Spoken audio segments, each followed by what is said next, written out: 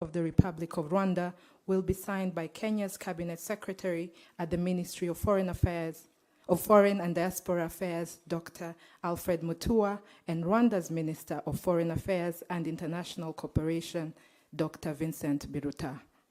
The first agreement is on correctional services.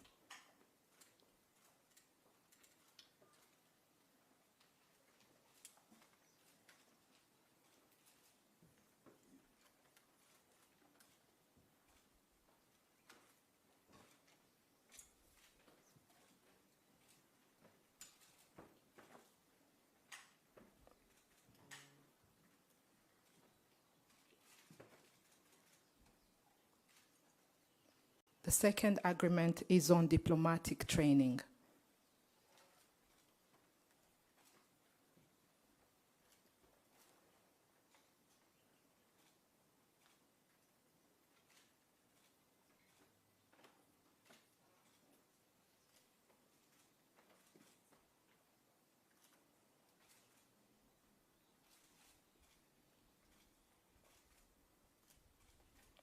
The third agreement is on information and communications technology, ICT.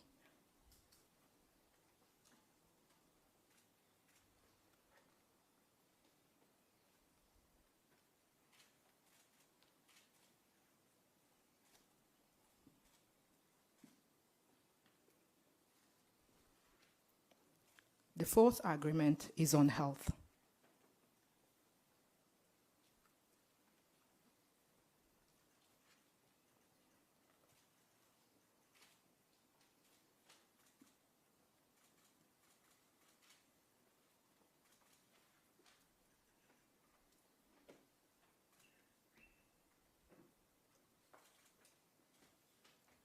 The fifth agreement is on youth.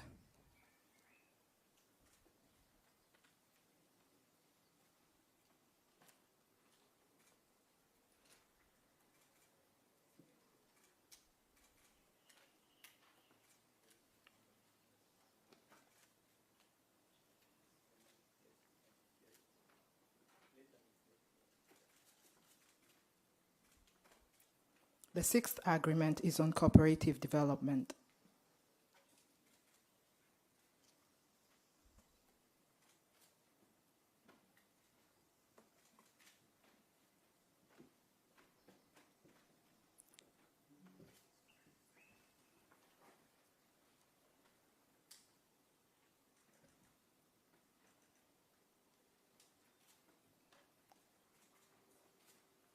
Asanteni sana. May we have a handshake, please?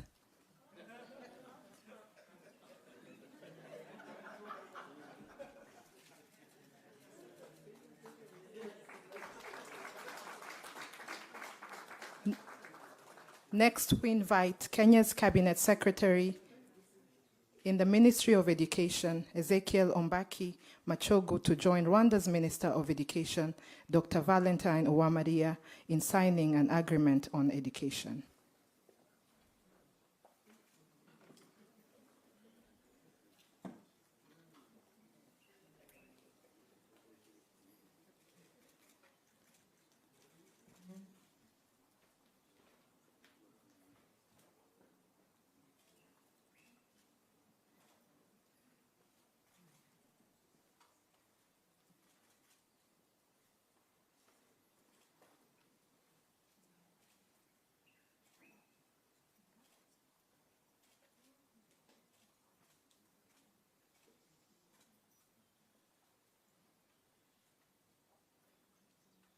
Thank you very much.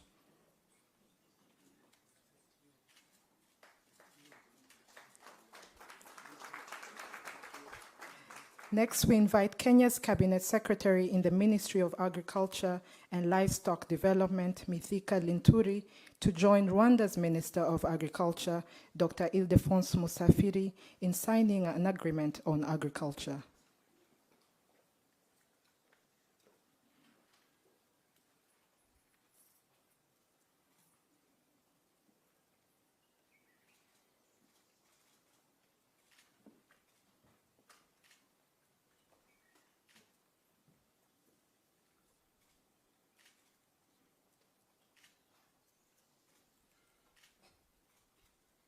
Thank you very much. Let's have a handshake, please.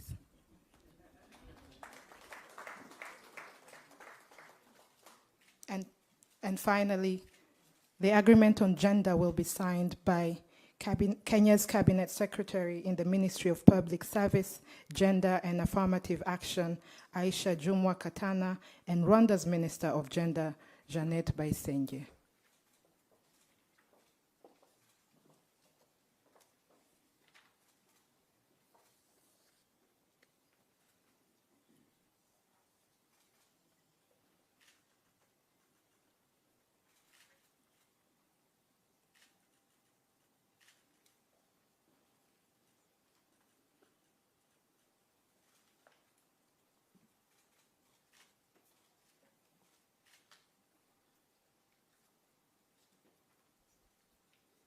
Thank you very much.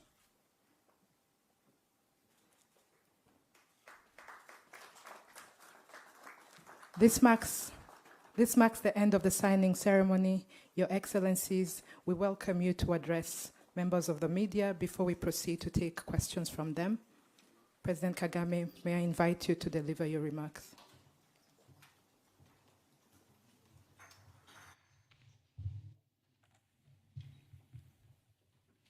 Excellency, President Dr. William Samuel Ruto, members of the media, honorable ministers, distinguished ladies and gentlemen. I want to take this opportunity to once again welcome the President and his entire delegation to Rwanda. Over the years, Rwanda and Kenya have built strong relations. Today's visit underscores that friendship. The President and I had productive discussions. We've just witnessed the signing of agreements in key sectors such as ICT, health, education, youth, and agriculture. These new areas of cooperation will bring us even closer together. We are very happy that Rwanda is home to a large and vibrant Kenyan community. We are grateful for their contributions to our development. Private sector growth is a key priority for us in Rwanda and Kenya. Regional integration and trade is a big part of that equation. I hope we can leverage these shared interests to equip our youth with the skills and knowledge to innovate and compete. The people of Rwanda and Kenya are also united by a common vision for a more stable region. I commend Kenya's leadership in helping to resolve the crisis in Eastern Congo with other members of the East African community. To put our resources together is to own our development with less dependence on the rest of the world. Mr. President, my brother, once again, thank you for visiting our country. May I now invite you to give your remarks.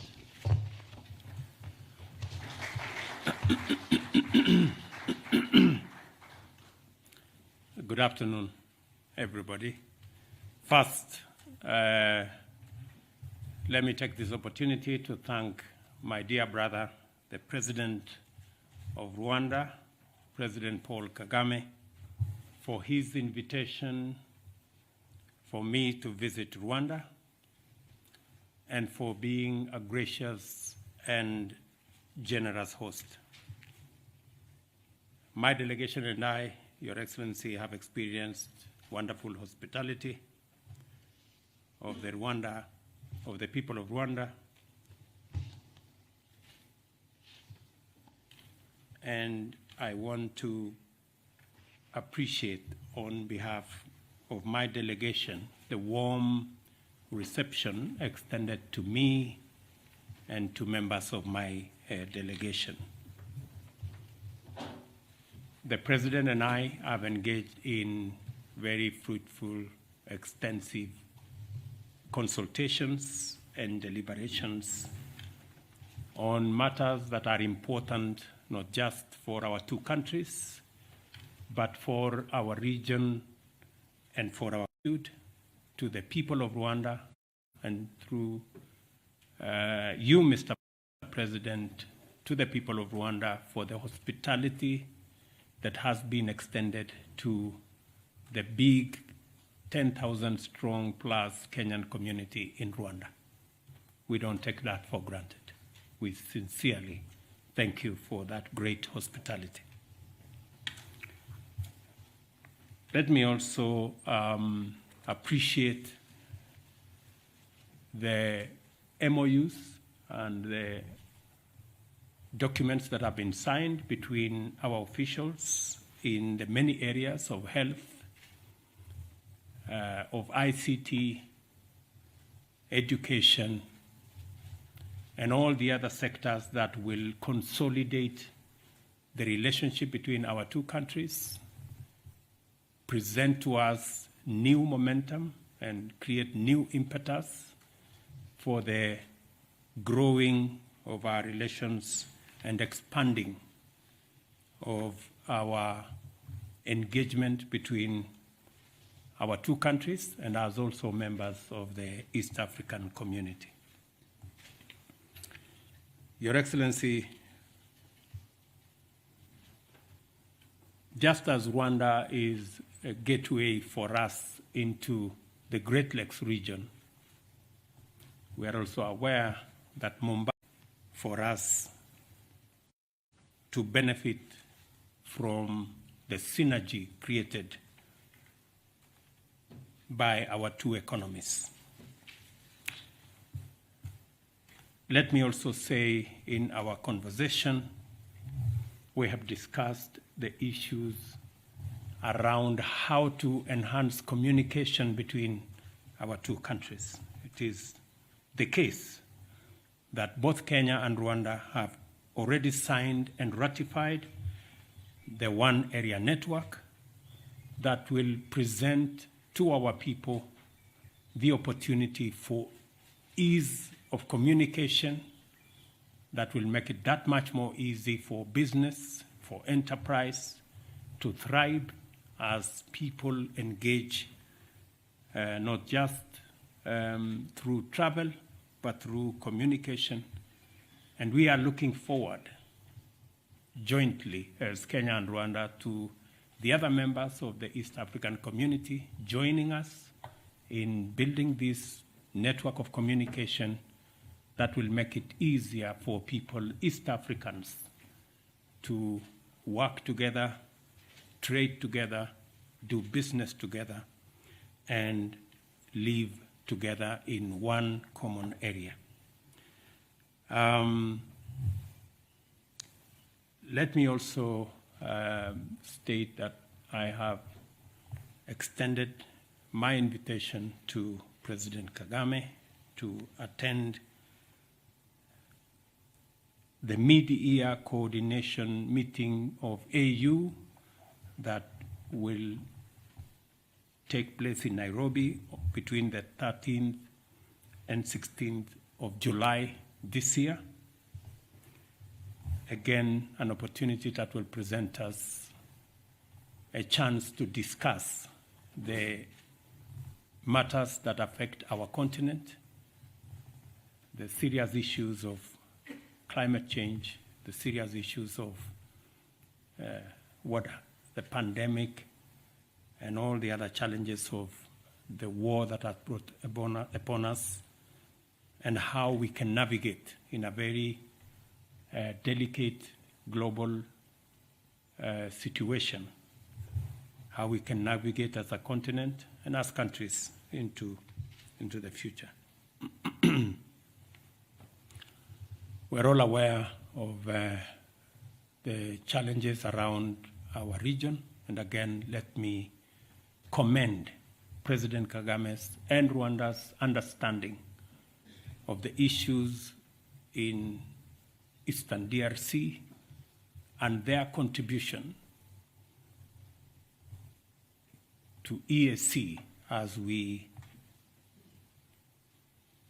manage the situation in DRC and providing leadership and making sure that the people of DRC who have had challenges for many years can one more time have peace and they can concentrate on building their nation. Again, we appreciate the understanding and the contribution of Rwanda in the EAC framework for us to be able to move forward.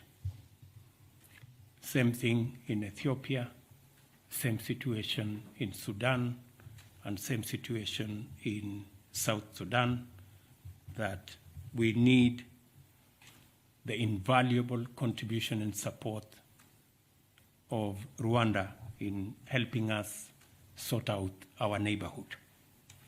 Mr. President, let me again, on my behalf and of my delegation, again affirm the cordial relations between our two countries and our shared desire to deepen and expand the bonds of friendship and unity between our two nations. I am looking forward to this visit and all the other stages of this visit, and I am confident that the people of Kenya and the people of Rwanda will be the richer out of this engagement. I thank you. Asanteni waheshimiwa. If you allow me, we will now begin by taking brief questions from members of the press. If we can have the first question, Leila.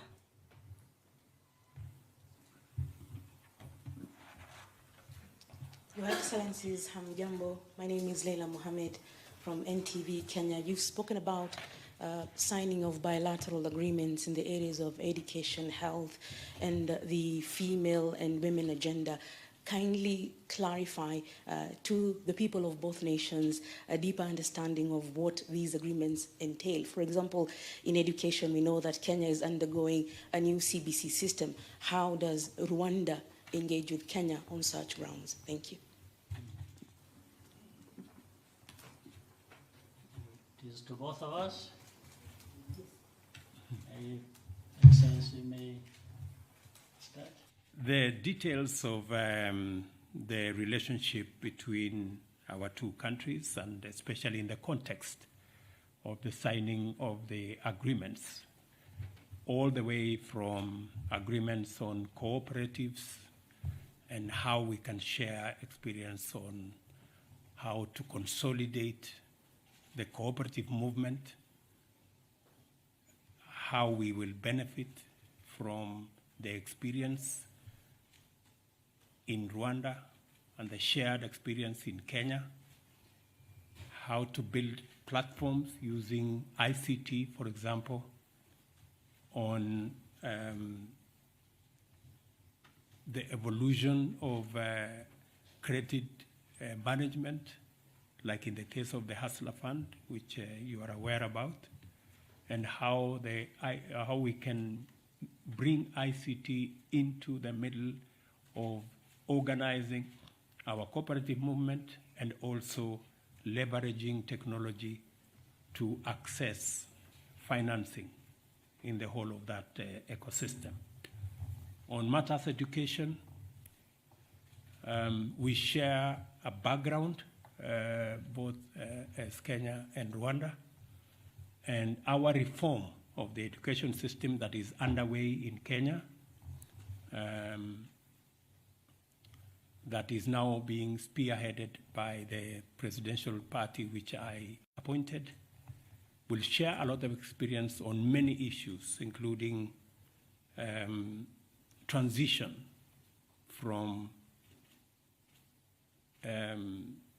primary school, junior secondary school into university, and especially the big challenge of financing university education that has serious challenges. We are going to share experience on how we can make education much more relevant. Referral hospitals, the largest referral hospital in Rwanda and the largest referral hospital in Kenya. Again, for us to share experience in that space and also to share facilities where necessary.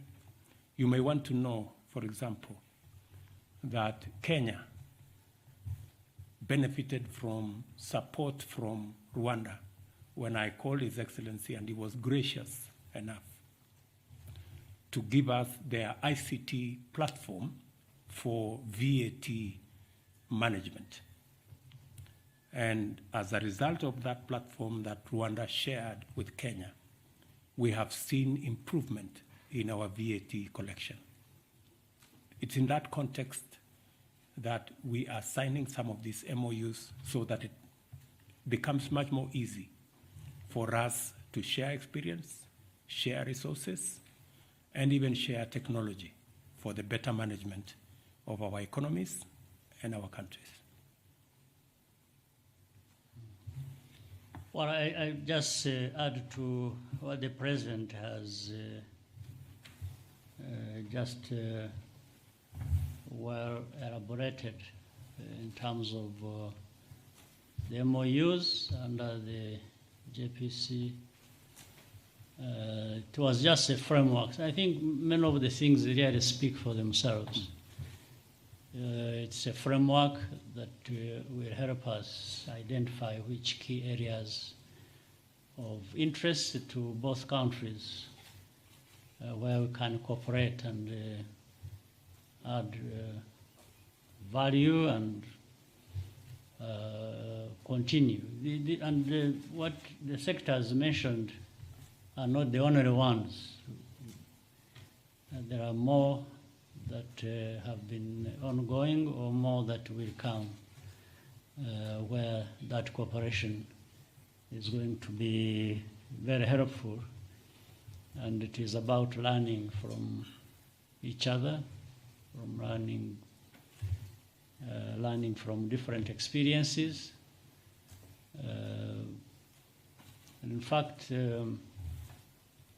Mr. President, and I'm sure it is of interest to the audience, the many thousands of Kenyans who live here, we are happy that they are here, many things they are doing for themselves. But in the end, what they are doing for themselves is also beneficial to the country, to the people of Rwanda. And in fact, for example, some of them are teachers, so where we have shortage of capacity. Some will be doctors, others work in the hospitality sector.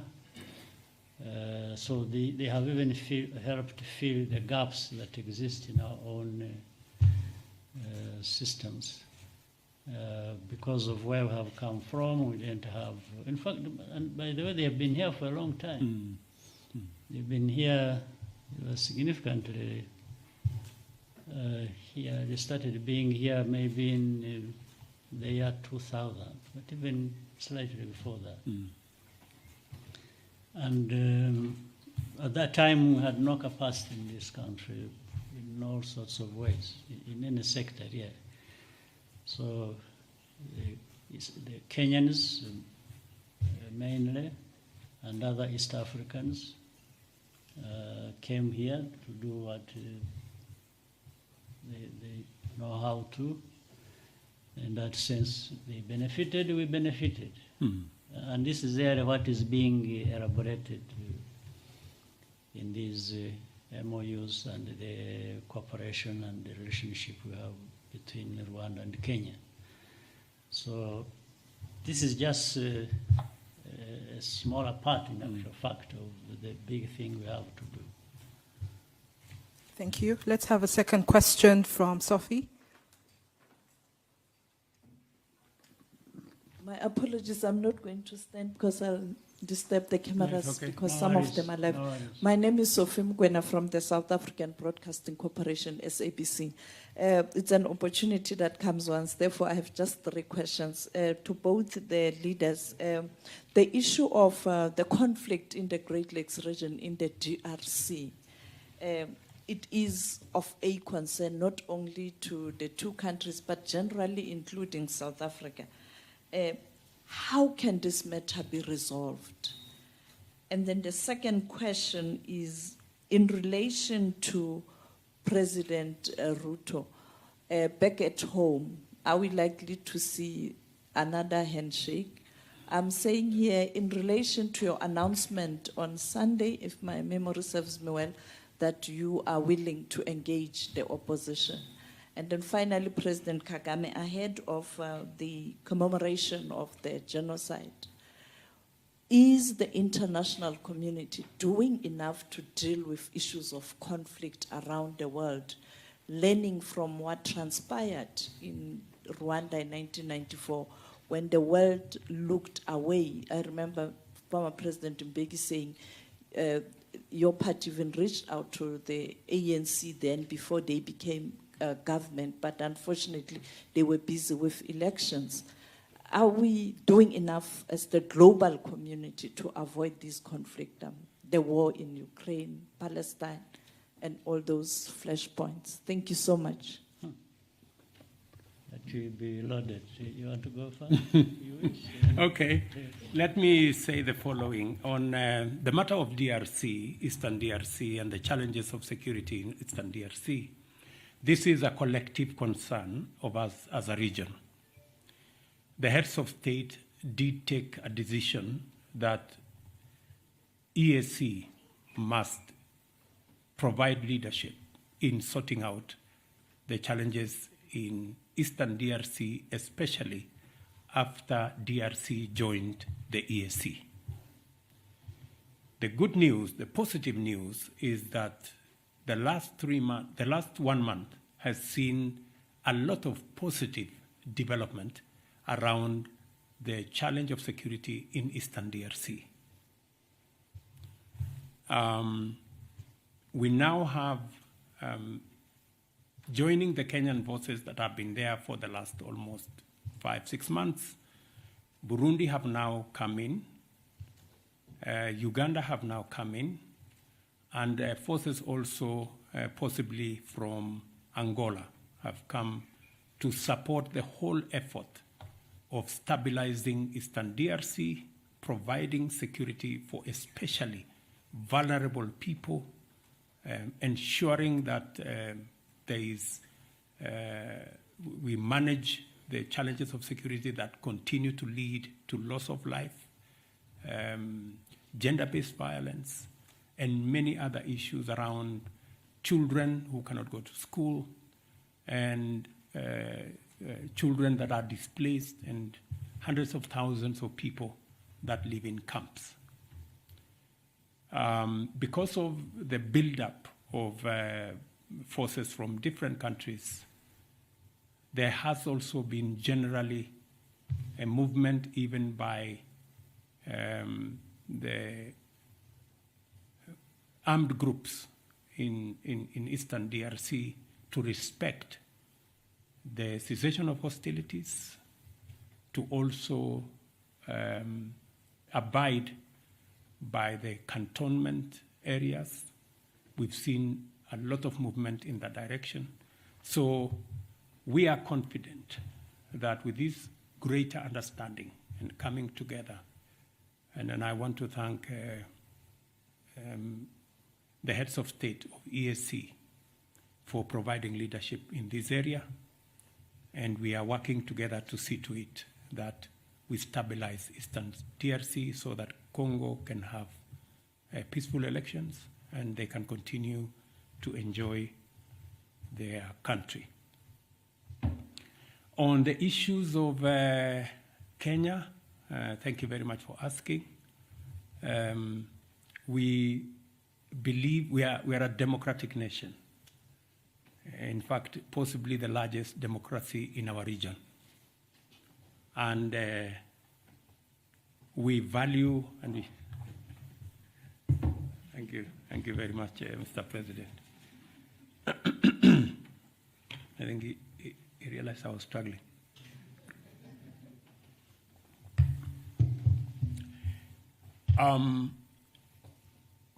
As I said, we are a democratic country. We went into elections in August last year. Highly competitive election, very peaceful election, the best acclaimed outcome ever, an election that dealt a big blow to ethnicity, that election was devoid of any ethnic propaganda or any ethnic persuasions. Kenyans voted, and the outcome of that election was acclaimed by all the people who went through that journey with us, including observers, both domestic and also foreign.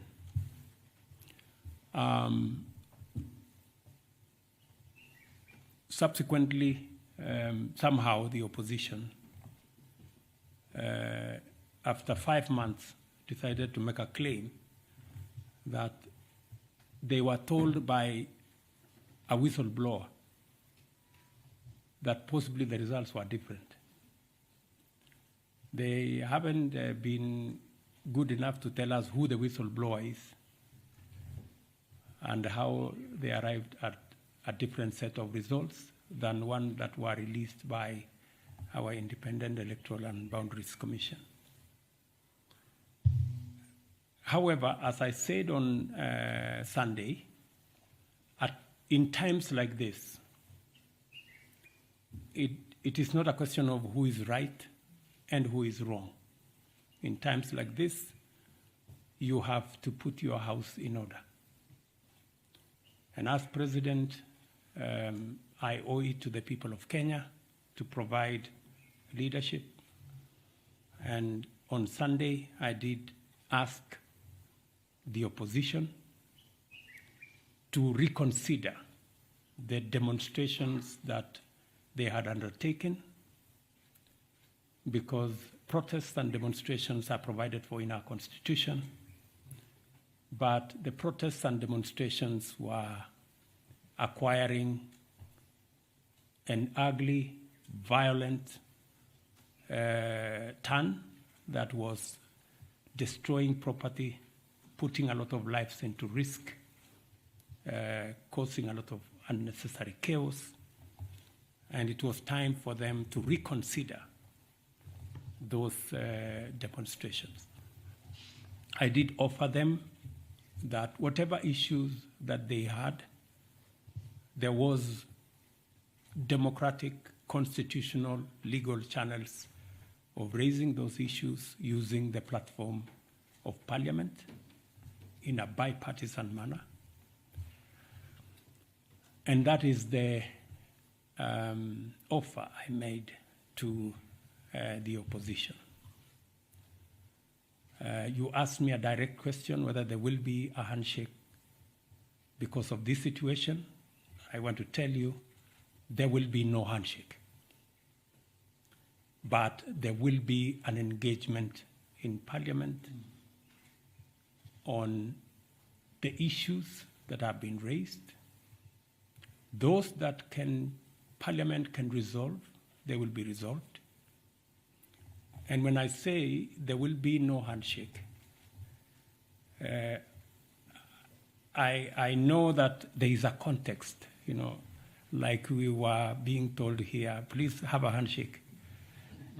Unfortunately for us in Kenya, a handshake has a different connotation.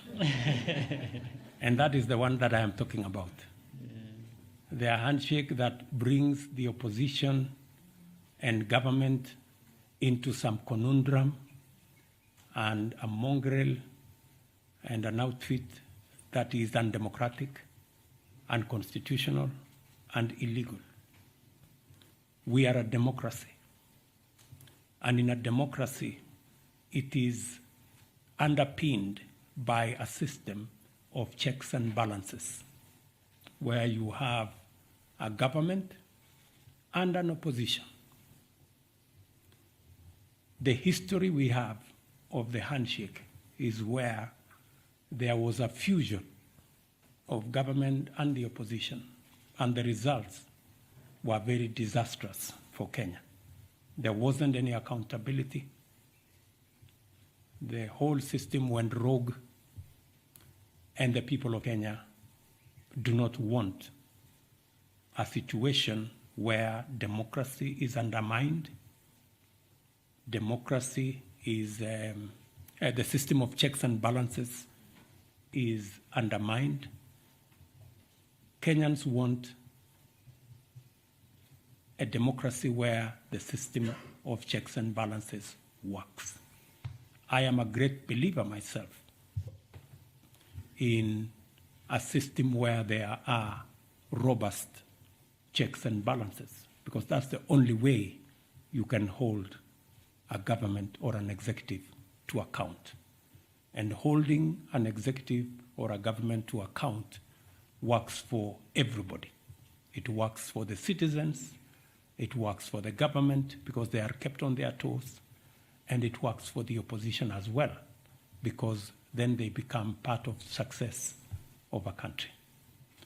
So I hope I have answered your question. Thank you. Good. Well, on my part, two quick comments. One is on Eastern DRC.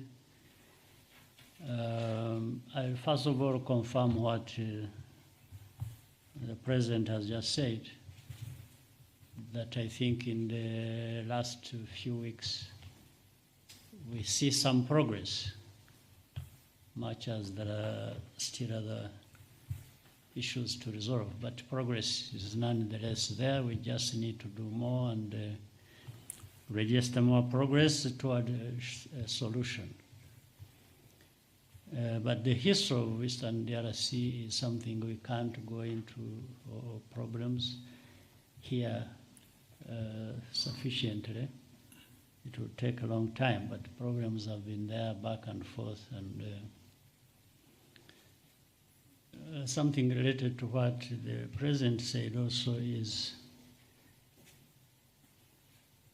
maybe for many years people have concentrated on trying to apportion blame to all parties and who is right, who is wrong, and it has gone on forever.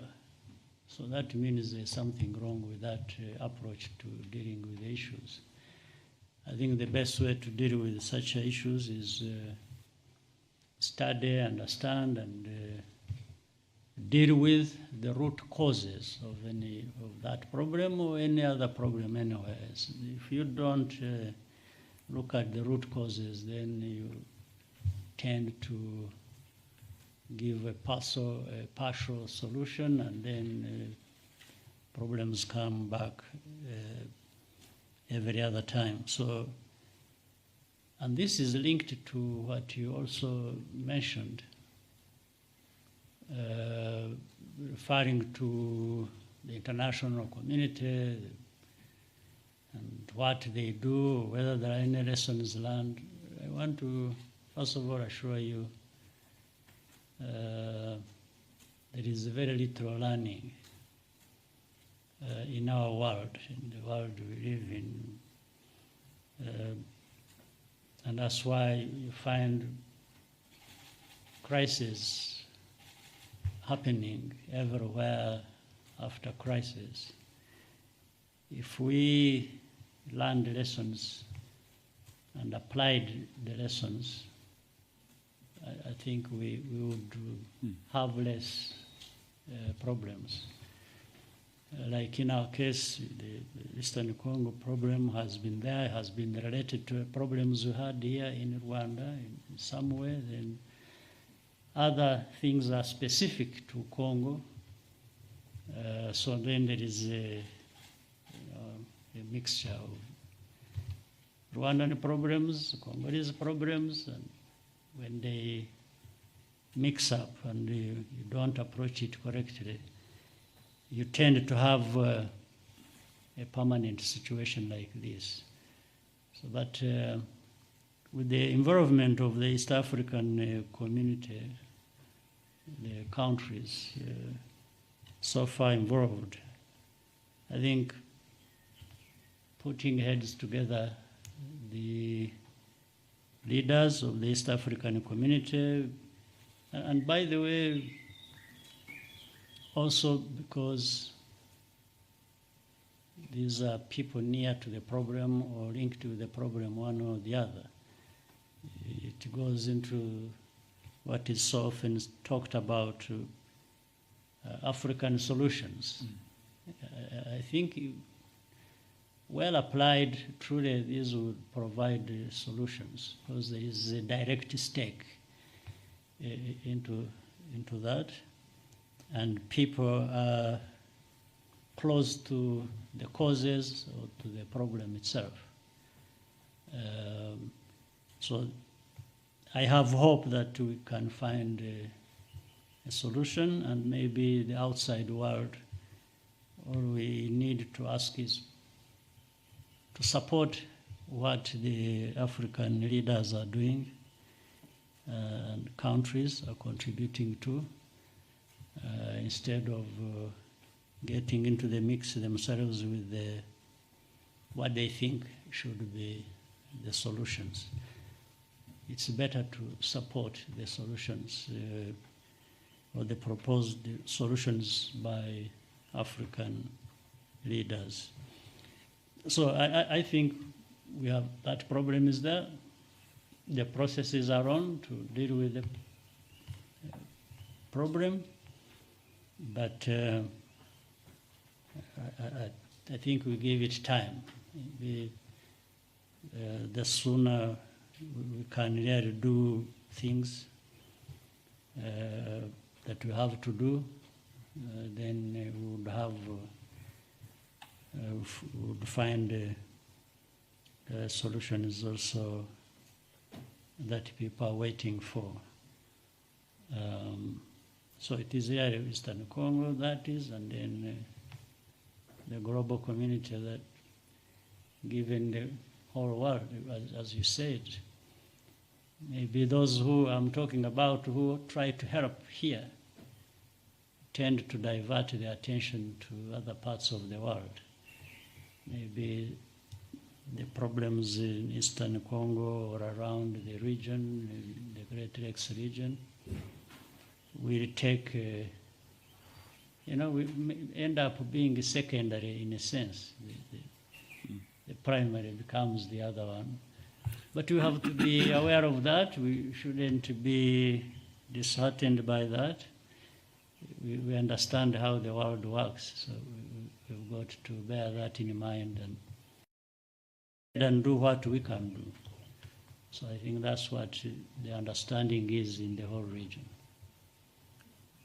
Thank you, Your Excellencies. We will now take the last two questions, Sam and then Anangwe.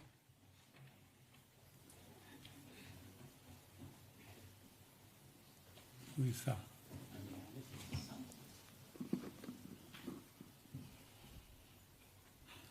why don't both of you go and that one, so that, and you said, you had said 2 people. Yes, Sama Nanangwe. Maybe an additional 1 person, I can see they are struggling for the microphone.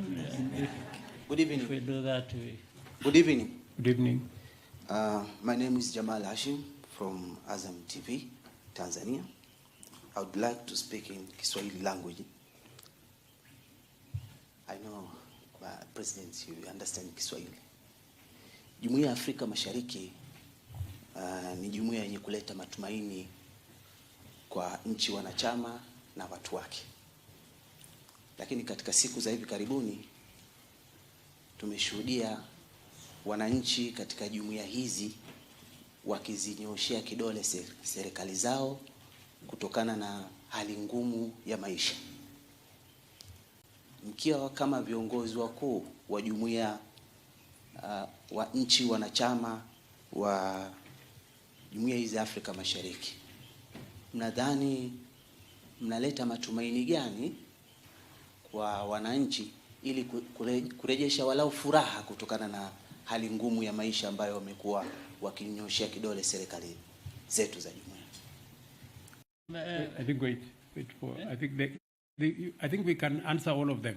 Let them ask all of them, then we answer one go. Okay, maybe it's better that you actually. That's Right. Thank you, Your Excellencies. My name is Samuel Senono from UBC TV in Uganda. Your Excellencies, you've highlighted that in the bilateral talks that you've had and the many that you will continue to have, you've talked about the issue of trade and cooperation between the EAC nations. And reports indicate that for us to attain seamless trade in the East African region, we need to liberalize the skies. And East Africa has a project of the open skies. So, Your Excellencies, I would like to know what is the status update of the EAC open skies. Thank you very much. My name is Eugene Anangwe. I represent CNBC Africa here in Rwanda. President Ruto, recently you gave a bag of goodies, for lack of a better word, for US investors, including possible tax relief measures. And this has been received in different ways. There are those who are local traders and those from the region who probably see this as, something that they wish to see as well. How do you convince them that such measures are not discriminatory and that you also think about those local investors? To both of you, President Paul Kagame and President Ruto, we are experiencing tectonic geopolitical shifts. And we've also heard of Japan, moving or committing to buying Russian oil above price caps. Most of people are breaking away from traditional US currency. I would like to understand where Africa, where Rwanda, where Kenya is in terms of their capacity on this table.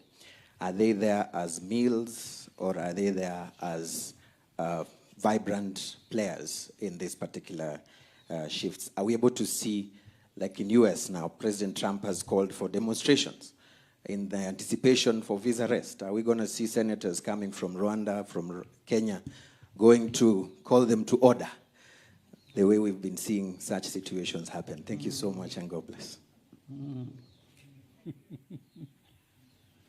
I think that's it. That's it. Let me start maybe with my question specifically, which was linked with that. I think I don't want to take in Kiswahili and then I'm misunderstood. I may speak in English.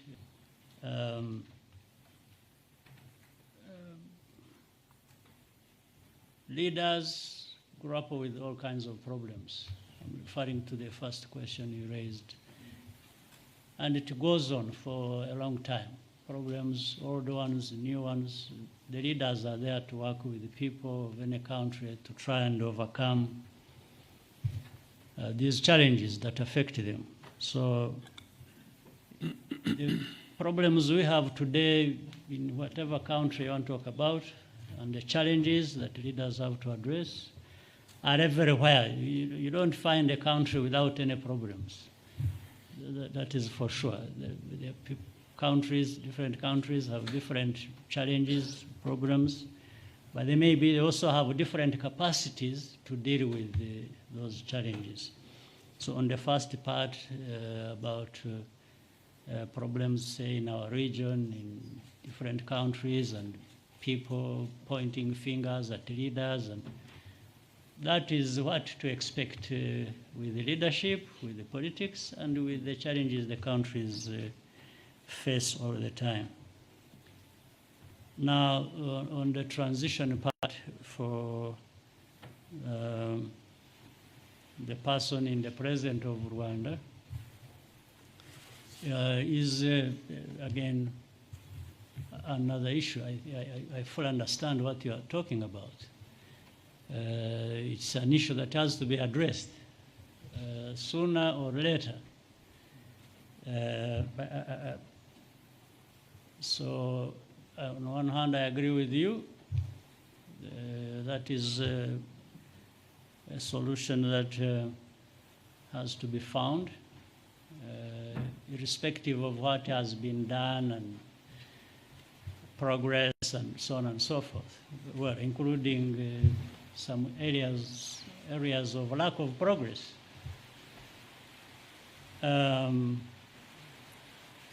But maybe you heard my speech. Is it the other night? Is it last night? Or the night before the one of us? I had an opportunity to address this question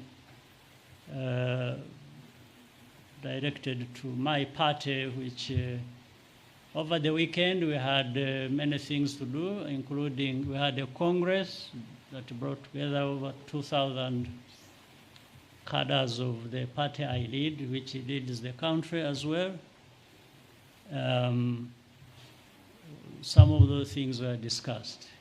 And the one you put the question to myself, I had the opportunity to discuss it with my members of the party, that it is an inevitability that we have to find, first of all, grow leaders, and not for me to decide who is going to be the next leader after me. I think that also is not necessarily correct, but create an environment, circumstances that will give rise to people who can lead, irrespective of whether I like them or not. Because I think you brought it up referring to democracy. You're talking about governance. You're talking about good governance. In good governance, I don't think you want everyone exiting to be the one to decide who comes after them. So let's put that aside. But the situation is being looked at, has been looked at, in fact, since 2010. We had this discussion within our party, within our country. But the circumstances also in Rwanda and the history and the challenges tend to dictate certain things that may not be very common with other situations. But even other situations have differences of things they have to deal with. They don't necessarily deal with, in one country, one thing, like another country does it, and so on and so forth. But while that problem is, especially in our case, is particularly a bit complicated and has created these, given rise to these questions, it's also not very difficult to understand. It's not something that is invented by anybody or that has to come from anybody else other than we ourselves having to ask this question. Because at the end of the day, we are the stakeholders And we aren't doing it for anybody else or to please anybody else or to do that. It's to manage our own affairs and deal with our challenges the best way we can. But the point you made, I will say, is not the first time. It's not the first time it has come up. Maybe it's not even going to be the last time. But life has to go on. So we have to live our lives and deal with these challenges. So I'm sure one day I may join journalism in my old age. So, and then we can talk about that past that involved me. I'm looking forward to that. So maybe, President, I let you go and we can keep. Okay. Yeah. There was a question about the progress of the EAC Open Skies project. Yes, yes. This one is also another thing that is going to happen if we really talk about integration and mean it. We can only say it has delayed, but it will come. And we better bring it about the proper way. I mean, there are things that need to be done within the region, people to discuss how best to do it, when to start. Do we start all of us, so we can start 2, then 3, maybe start 4, and others join? And these are things that people discuss and find a solution. So open skies, I think, are essential. And in fact, most of them, of these issues, like the President earlier said, had something to say about one area, network of communication, which has applied between mainly between Kenya and Rwanda. It was meant for the whole of East Africa. But instead of waiting for all of us to do it at once and maybe never take off at all, we said those who are ready can move on and the others will follow, especially when they have seen the benefits. But this also relates to something else bigger, which is the African Continental Free Trade Agreement that was entered into, and such a vast area that Africa or African countries that are part of it would really benefit immensely from. Opening up the skies, integrating communication lines, and serve very well within that framework, something that is so precious to our continent. So I'm sure it will soon be coming. And I let the President handle that if need be. I think she wants to say something. No, sir. Okay, thank you very much. So let me say the following. I heard you talk about why don't you look for a successor? I want to tell you that from our own experience in Kenya, trying to get a successor can be a very disastrous project because it may not be the person the people want. So I think that's an area that requires much more than identifying somebody and saying, telling the population this is the person. What President Kagame has done from where I sit is commendable. I think he has provided sufficient mentorship to enough people to be able to step forward and in a democratic manner do what they have to do as a nation. I am very confident that he has provided lessons to many other leaders, and it is up to those leaders to do what they have to do. Let me wacha nikujibu kwa Kiswahili jambo la gharama la maisha, gharama ya maisha. Wacha nijaribu Kiswahili. Sio sanifu sana kama ya kule Tanzania, lakini nitajaribu ya Kenya. Gharama ya maisha ni changamoto la kitaifa na ni changamoto la kimataifa pia. Sio nchi zetu za bara la Afrika Mashariki peke yake ndio tuko na tatizo la gharama ya maisha kupanda.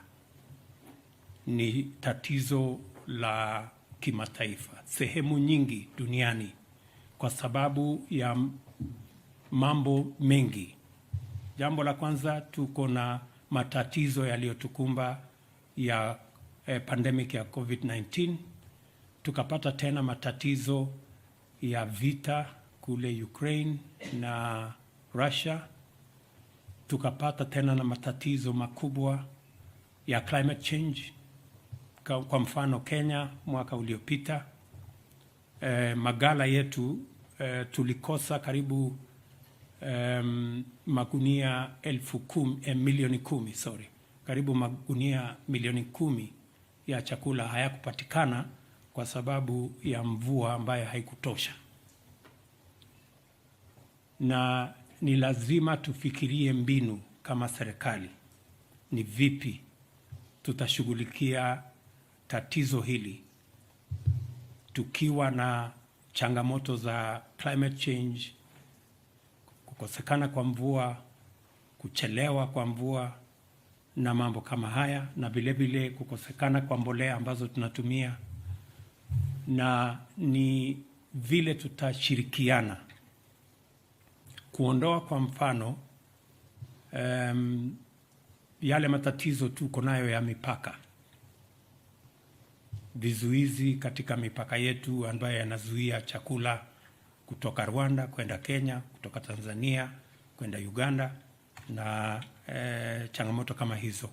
Na ndio sababu tuwe na maelewano kama yale tumeelewana hapa Rwanda ya uhusiano kati ya mataifa zetu, ndio tuweze kusaidiana pale panapotokea changamoto kama ile ya matatizo ya njaa. Kawaida, kwa sababu sisi ni nchi za demokrasia, kuna watu ambao wanachukua changamoto kama hizo na kuzibadilisha zikawa kama nafikiri umekuwa ufuatilia huko Kenya, kuna watu siku hizi wanavaa kofia juu ya kichwa, wanavaa sufuria. Na nimejaribu kuwauliza, hii ni mbinu gani ya kuzalisha chakula? Ukiweka sufuria juu ya kichwa, sijui itasaidia kwa njia gani kuzalisha chakula na kuondoa njaa. Lakini ndio hali vile wewe mwenyewe ulivyosema, ndio hali ya mambo. Again, to maybe speak to the issue raised about open skies, I think President Kagame has responded to you very well. It is not a matter of if, it is a matter of when. We will have the reality of connecting our airlines and possibly even having one regional airline that will connect our capitals, our nations, and to be able to provide easy movement of people, ideas, goods, services. That's really where we are heading, especially as President said, in the context of Africa Continental Free Trade Area. That is where we are all going. The challenge we have in our region and in our continent is that of connectivity. We've made the first step to improve connectivity in communication. That's why we have one area network with Rwanda. It is our belief that the other East African countries will come along as a building block towards reaching even where we are thinking on how we can bring our space into one area, have a regional airline. I think there are already consultations between Kenya Airways and South African Airways. There is possibility of consultations with Uganda Airlines, and I'm sure further down the road with all the other airlines in our region, so that we can make the skies of our countries one area and be able to move our people and services faster and much more frequently. On the subject, my good friend said about, Mr. Anangwe, you said something about what? Sure. Okay, yes.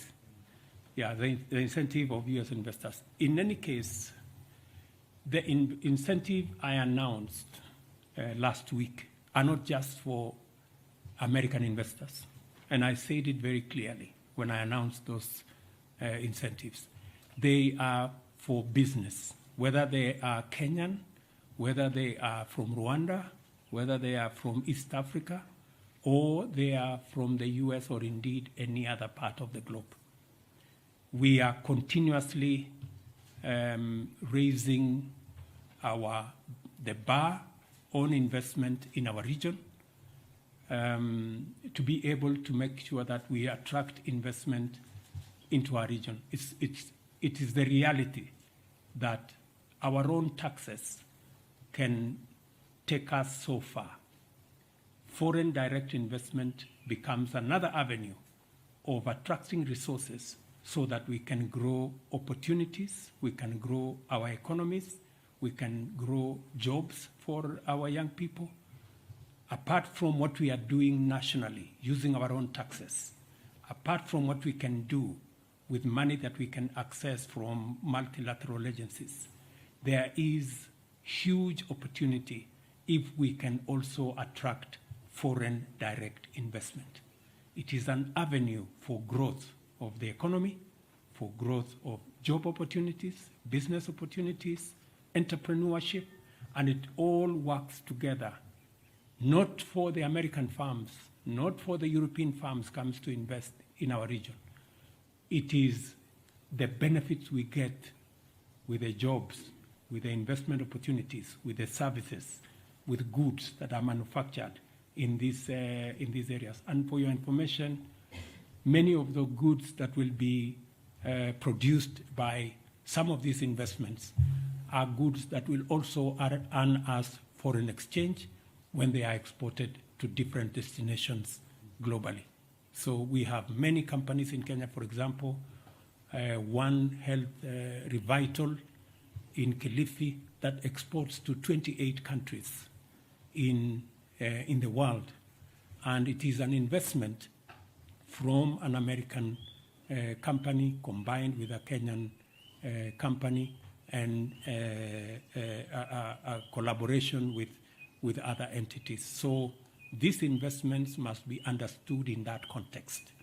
I know narratives are always created around these investments politically, but this is the background that I have shared with you. Thank you, sir. I think we've come to the end of the program today. Asanteni sana kwa kuwa nasi leo hii, President William Ruto. We wish you and your delegation a beautiful stay in Rwanda. Thank you. May we stand and see off the presidents.